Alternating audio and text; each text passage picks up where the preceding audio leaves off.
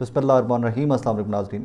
नाज़रीन, एक इंटरव्यू जिससे भूचाल आया हुआ है, जिससे आने वाले दिनों में मज़ीद भूचाल आएगा, cause in days to come वो इंटरव्यू मज़ीद रेलेवेंट होता जाएगा। और उसमें जो इंकशाफात हुए हैं, वो इंकशाफात जब थोड़े से मज़ीद रिफ़ाइन होंगे, जब थोड़े से मज़ीद वो चल कर आगे खुलेंगी बातें, तो यकीन मानिए कि भूचाल आ जाएगा। सेकेंडली, इस इंटरव्यू की टाइमिंग बहुत इंपॉर्टेंट है। मंसूर अली खान साहब ने कल इंटरव्यू किया हमारे डिफेंस मिनिस्टर ख्वाजा आसिफ साहब का। उस इंटरव्यू के अंदर बातें बज़ाहिर लोगों के ऊपर से गुजर गई। मैंने कल भी उसके ऊपर वीलॉग किया था कि वो बहुत इंपॉर्टेंट इंटरव्यू था। उसके बाद मंसूर भी ने खुद से उसके ऊपर वीलॉग किए। मंसूर भी की ज़ात के ऊपर लोग इख्तलाफ बहुत सारे कर सकते हैं कि वो किसी को फेवर करते हैं, किसी के एंटी जाते हैं। मुझे ये लगता है कि वो किसी को फेवर नहीं करते, वो अपनी ज़ात को, अपने करियर को और अपने जर्नलिज्म को सिर्फ फेवर करते हैं। एंड अगर मुझे बोला जाए कि टॉप 3 जर्नलिस्ट पाकिस्तान के कौन से, तो मेरे नज़दीक उन टॉप 3 में से भी पहले नंबर पर मंसूर अली खान है। उनकी टाइमिंग, उनका क्वेश्चन पूछने का तरीका और फिर उसको आगे डिलीवर करने का तरीका मेरे नज़दीक बेहतरीन है। बहरहाल, इंटरव्यू की जानी बातें। इंटरव्यू में जनाब मार्च 2019 में बकौल ख्वाजा आसिफ साहब के उनकी जमात को ऑफ़र किया गया कि आप लोग टेक ओवर कर लें गवर्नमेंट को। पाकिस्तान तहरीक इंसाफ की गवर्नमेंट है, उस्मान बुज़दार सिंह पंजाब हैं, इमरान खान साहब वज़ीर आज़म पाकिस्तान है। ये तमाम लोग, ख्वाजा आसिफ साहब, इनकी जमात और बाकी जो जमातें आज इक़्तिदार में, ये अपोजिशन का हिस्सा हैं और इनको ऑफ़र किया जाता है। इसमें मंसूर भाई अपने वीलॉग के अंदर एक सवाल उठा रहे थे और वो सवाल मैं कल ही उठाना चाहता था, लेकिन मुझे था कि चले इस पर ज़रा लीड देखते हैं कि लोग किस तरफ लेके जाते हैं। कि जब 2019 के मार्च में इनको ऑफ़र किया गया नून लीग को कि आप गवर्नमेंट टेक ओवर कर लें पंजाब की और दिसंबर तक आपको दे देंगे हम विफाक की गवर्नमेंट भी, तो तब DGISI कौन थे?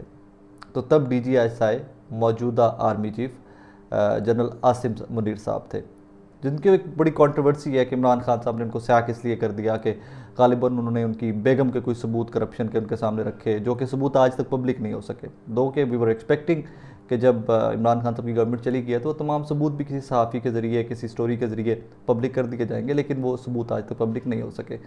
तो सवाल ये पैदा होता है कि तब किसने ये सारा निगोशिएट किया?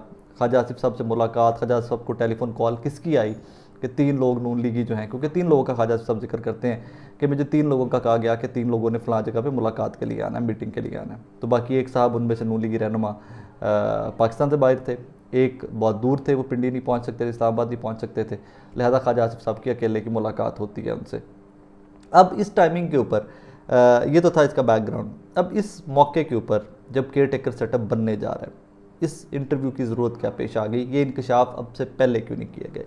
मेरी ज़ाती राय ये है, या कुछ थोड़ी बहुत इन्फॉर्मेशन ये है कि जनाब PDM को, पीपल्स पार्टी को, इस्टेब्लिशमेंट के इख्तलाफात बढ़ते जा रहे हैं और वो है केयर टेकर सेटअप के ऊपर। मैं बहुत देर पहले का कहता आ रहा हूँ, आहिस्ता आहिस्ता दबे लफ्ज़ों में, जितना मैं खुलकर बात कर सकता था इस टॉपिक के ऊपर उतना करते हुए मैं बहुत देर पहले का कहता आ रहा हूँ कि जनाब जो 90 दिन का गड़ा मुस्लिम लीग नून ने पंजाब में और KP में खोदा, पीपल्स पार्टी ने, तमाम लोगों ने मिलकर खोदा कि 90 रोज़ से ऊपर इलेक्शन लेके गए, 90 रोज़ में इलेक्शन नहीं करवाए इन लोगों ने, उस गड़े के अंदर इन लोगों ने खुद गिरना है और इनका वो वक्त आ गया हुआ है। अब इसके ऊपर एक आम तासुर ये है, आम राय ये है कि इस्टेब्लिशमेंट के ऊपर प्रेशर बढ़ाने के लिए ये इंटरव्यू किया गया। मुझे नहीं पता इसके अगराज़ व मकासद क्या है, लेकिन परसेप्शन इससे ये ली जा रही है। आम बंदा इससे ये समझता है, जो थोड़ा सा भी जी शऊर है, जो चीज़ों को समझता है, वो समझता ये है कि जनाब ये प्रेशर बढ़ाने के लिए, केयर टेकर सेटअप बनाने में मनपसंद लोग अपनी मनमानियाँ करने के लिए, अपनी बातें मनवाने के लिए, अपनी डिमांड्स फुलफ़िल करवाने के लिए, कुछ वादे वईद याद करवाने के लिए ये इंटरव्यू इस टाइमिंग पे आता है। और ये इंटरव्यू यहाँ पर फिर ये है कि मंसूर भी इसके बाद के वीलॉग में कहते हैं कि जनाब ख्वाजा आसिफ साहब अपनी स्टोरी पे स्टैंड करते हैं और उन्होंने मंसूर भाई को मज़ीद डिटेल्स भी बताई हैं जो कि ऑफ द रिकॉर्ड है, जो रिवील नहीं की जा सकती कि मीडिया मालिक कौन सा उनसे मिलने आया था, उसने बात किससे करवाई थी।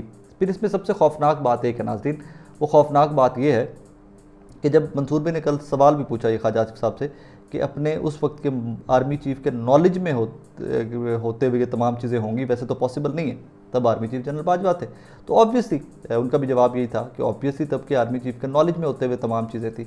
तो फिर एक साबिका आर्मी चीफ जो जनरल बाजवा और तब के मौजूदा आर्मी चीफ, उनके नॉलेज में होते हुए इलेक्टेड गवर्नमेंट को गिराया जा रहा है और इसके ऊपर इंक्वायरीज़ भी होंगी वक्त आने पर, एट सम पॉइंट, आज ना सी कल ना सी किसी सब पॉइंट पे, तो उसमें बहुत कुछ निकलेगा, बहुत कुछ जो पिन्हा था, जो इमरान खान सब छुपा के बैठे हुए थे अभी तक, जो खुद भी नहीं लीक कर रहे थे, वो नून लीग की जानिब से लीक किया जाना स्टार्ट कर दिया गया। अब एक चीज़ के लिए क्लियर हो जाइए कि at this moment Pakistan Tehreek Insaf के हक़ में ये सारा कुछ जा रहा है। ये जो तमाम लीक्स आएंगी इन डेज़ टू कम, ये इमरान खान के नरेटिव को सपोर्ट करेंगी, डायरेक्टली इनडायरेक्टली ये सपोर्ट करेंगी।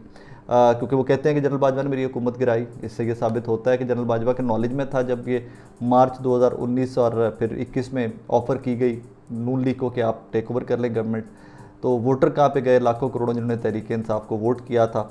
इस तरह ये स्टोरी बहुत डेवलप होगी। बार बार कह रहा हूँ, इसकी टाइमिंग बहुत रेलेवेंट है। केयर टेकर सेटअप बनने जा रहा है, चंद दिनों की बात रह गई है, असम्बलीज तहलील होने जा रही हैं, और तब केयर टेकर सेटअप बनने से पहले एक इस तरह का इंटरव्यू आना जिसका बज़ाहिर पर्पस सिर्फ प्रेशर बढ़ाना है, एक दूसरे के ऊपर, सियासी जमातों के ऊपर प्रेशर बढ़ाना भी हो सकता है। क्योंकि इसके अंदर जो मीडिया मालिक हैं, जहाँ पे आप तमाम लोगों का ध्यान जाता है, वो मीडिया मालिक अगर वही हैं तो बहुत इंपॉर्टेंट स्टोरी मज़ीद हो जाती है कि वो डॉट्स कनेक्ट कहाँ कहाँ पे जाके करती है। It is very important story. इसको उतनी हाइप मिली नहीं है, इसको उतनी कवरेज मिली नहीं है, इसको उतनी इंपॉर्टेंस मिली नहीं है, क्योंकि मंसूर भी कहते हैं कि हो सकता है इसके ऊपर पिंडी से रद्द अमल आए। और देखिए आता है कि नहीं आता। लेकिन once again Mansoor Ali Khan has done it कि पाकिस्तान की पॉलिटिक्स का रुख जो है वो इस स्टोरी के ऊपर तब्दील होगा, और आप लिख लीजिए इसके ऊपर तब्दील होगा। अगर ख्वाजा आसिफ साहब स्टोरी के ऊपर स्टैंड करते रहते हैं तो हो सकता है वो बाद में कोई क्लैरिफिकेशन भी आ जाए कि मेरा मतलब ये नहीं था, मेरा मतलब ये था। लेकिन जो पैगाम जहाँ कहीं भी देना था वो पैगाम पहुँचा दिया गया है। और इसमें कुछ लोग तो ये भी कहते हैं कि ये धमकी है interview, it's a threat, cause बड़े क्रेडिबल लोगों के हलकों में ये चीज़ डिस्कस हो रही है कि शहबाज शरीफ साहब काबिल कबूल हैं, मुक़्तदिर लोगों को, जो आला ओहदों पर लोग हैं, जो बड़े लोग हैं, जिन्होंने फ़ैसले करने होते हैं इस मुल्क के, उनको शहबाज शरीफ साहब काबिल कबूल है, नवाज़ शरीफ साहब काबिल कबूल नहीं है। तो अब इस इंटरव्यू की टाइमिंग हो सकता है नवाज़ शरीफ साहब की कबूलियत के लिए हो कि नवाज़ शरीफ साहब को ही कबूल किया जाए, हो सकता है इसका कोई और मकसद हो, वो आने वाले दिनों में आपके और मेरे सामने खुलकर आ जाएगा। लेकिन ये इंटरव्यू आगाज़ है, प्रेशर बिल्डिंग टैक्टिक है, आगाज़ है, डेवलप होगी स्टोरी, लीक्स मज़ीद आएंगी, और इन लीक्स के अंदर बड़े बड़े खौफनाक लीक्स आपके सामने आएंगे। बिकॉज पॉलिटिक्स है, इसमें कोई किसी का सगा नहीं होता। और अगर मैं आज, जब मैं आपसे मुखातिब हूँ, तो अगर आज की सिचुएशन को एनालाइज़ किया जाए तो हम ये कह सकते हैं कि all is not well in power corridors. जो इक़्तिदार की लॉबीज़ हैं, इक़्तिदार के कॉरिडोर्स हैं, इक़्तिदार के ऐवान हैं, वहाँ पर सब अच्छा की आवाज़ मुझे नहीं लगता है दिस मोमेंट आ रही है। बिकॉज इस तरह के डिफरेंसेस आना और इस तरह की स्टोरीज़ आना, इस तरह की खबरें आना, या तो ये तहरीक इंसाफ को लीड किया जा रहा है कि आप फिर एक दफ़ा तोपों का रुख जो है वो जनरल बाजवा की तरफ कर दीजिए, या फिर मुस्लिम लीग नून अपने मकासद के ऊपर कुछ प्ले कर रही है, और वो बड़ा वाइजली प्ले कर रही है, टाइमिंगली प्ले कर रही है।